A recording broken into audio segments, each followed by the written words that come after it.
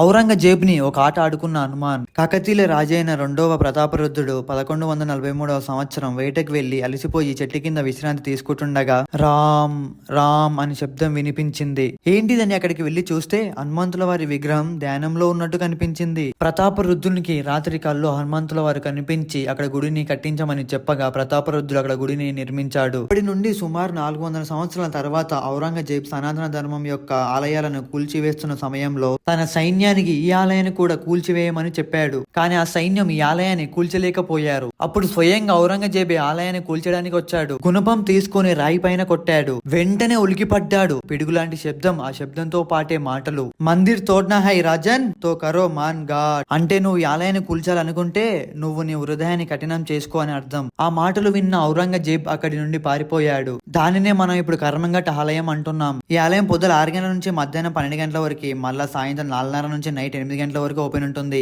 ఈ ఆలయం కర్మన్ ఘట్ లో ఉంది. ఎల్బినార్ నుంచి 5 కిలోమీటర్ దూరంలో ఉంటది.